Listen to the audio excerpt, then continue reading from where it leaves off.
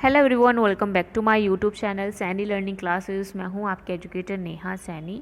तो आज मैं आपके साथ डिस्कस करने वाली हूं हिस्ट्री ऑफ माइक्रोबायोलॉजी से रिलेटेड एमसीक्यूज़ को। ठीक है, तो चलिए शुरू करते हैं आज के क्विज़। यहाँ पे आप क्या लिख सकते हैं, अपना नाम लिख सकते हैं। ठीक है, फिर उसके बाद आपको क्या करना है, फर्स्ट क्वेश्चन पे जाना है।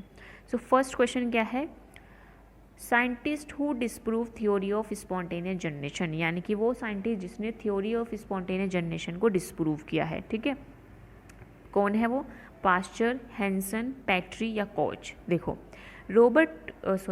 जो लुईस पास्चर है उन्होंने क्या किया है, डिस्प्रूव किया है किसे, स्पॉन्टेनियस जनरेशन थ्योरी को।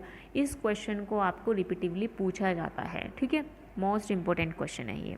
फिर एक Gram staining was developed by, Gram staining किसने डेवलप की थी, गर्लैंड ग्राम ने, क्रिश्चियन ग्राम ने, रॉबर्ट कॉच ने या फिर टॉट ने। देखो ग्राम स्टेनिंग जो डेवलप की है वो की थी क्रिश्चियन ग्राम ने। ठीक है, ये जो क्वेश्चन है, ये क्वेश्चन आपके सब्जेक्ट से रिलेटेड तो है ही, लेकिन आपका जो वाइवा होता है उसमें भी इस क्वेश्चन पे आपको ध्यान देना है, क्योंकि ये क्वेश्चन पूछा जाता है। ग्राम स्टेनिंग किस तरह से करते हैं, इसकी वीडियो भी मैं आपको डिस्क्रिप्शन में प्रोवाइड कर दूंगी। ठीक है, तो इसको किसने दिया था, क्रिश्चियन ग्राम ने दिया था। नेक्स्ट है, who is regarded as father of virology, किसको फादर ऑफ वायरोलॉजी कहा गया है।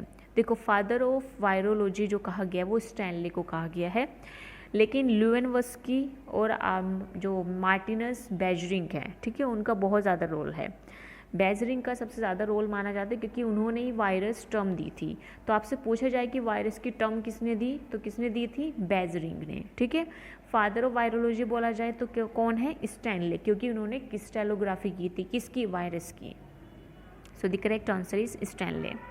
नेक्स्ट है, which of the following scientist try to disprove spontaneous generation theory by passing air through cotton into flask containing heated broth, यानी कि वो scientist जिसने disprove किया स्पॉन्टेनियस जनरेशन थ्योरी को, क्या पास करके, एयर पास करके, किससे, कॉटन के थ्रू फ्लास्क में, उस साइंटिस्ट का नाम आपको बताना है। ठीक है, ये जो पूरा चैप्टर है मैं ऑलरेडी पढ़ा भी चुकी हूँ, आप क्वेश्चंस करने से पहले चैप्टर भी पढ़ सकते हैं वो, इसका लिंक भी मैं आपको डिस्क्रिप्शन बॉक्स में प्रोवाइड कर दूँगी। ठीक है, या जिस प्लेलिस्ट में ये जो वीडियो है इसी प्लेलिस्ट में आपको सभी वीडियोस मिल जाएंगी related to history of microbiology, और जो आपके अदर सब्जेक्ट्स हैं यानी कि अदर जो चैप्टर्स हैं उनसे भी। तो इसका जो करेक्ट आंसर है वो है ऑप्शन नंबर सेकंड। ठीक है, Schroder and von Dusch. So the option number B is correct. अब नेक्स्ट है, the term virus was coined by, जो वायरस टर्म है वो किसने दी थी।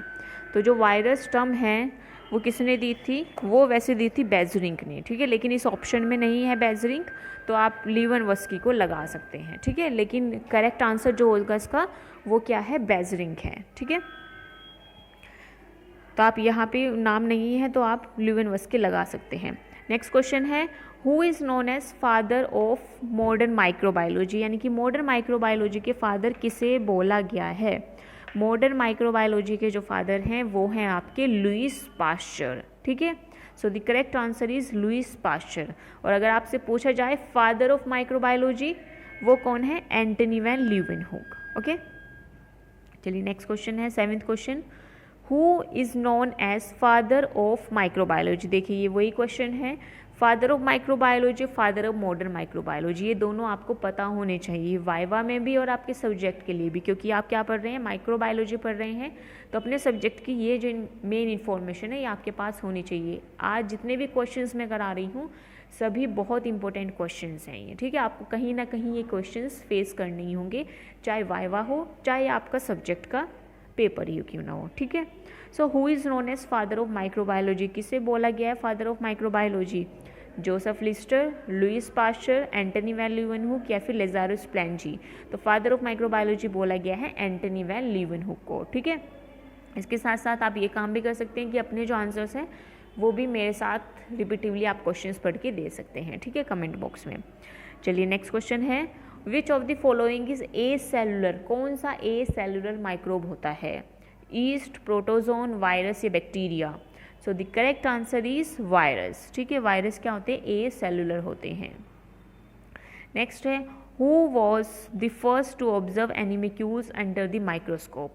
देखो एनिमिक्यूल्स बोला गया है, जिसने यानी कि वो सबसे पहले साइंटिस्ट कौन थे जिन्होंने एनिमिक्यूल्स को देखा था माइक्रोस्कोप के नीचे। तो जो एनिमिक्यूल्स शब्द है ये किसने दिया है, ये ही दिया था एंटनी वैन लीeuwenhoek ने। इन्हीं ही बैक्टीरिया को क्या बोला था, एनिमिक्यूल्स बोला था। एनिमिक्यूल्स का मतलब क्या होता है, स्मॉल ऑर्गेनिज्म, ठीक है। सो आंसर ढूंढिए। फर्स्ट ऑप्शन है लेजारुस प्लांजी, सेकंड है रॉबर्ट कोच, थर्ड है एंटनी वैन लीeuwenhoek, फोर्थ है Louis Pasteur. So the correct answer is Antony van Leeuwenhoek, ठीक है।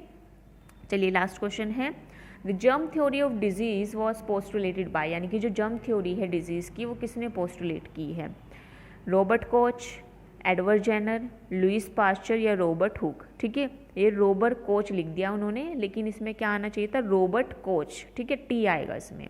सो the correct answer is option number A, क्योंकि Robert Koch ने ही क्या किया है, जर्म थ्योरी के पोस्टुलेट्स दिए थे। So that's all for today. I hope आज का सेशन आपको पसंद आया होगा। So if you like it, you can like, share and subscribe to my channel.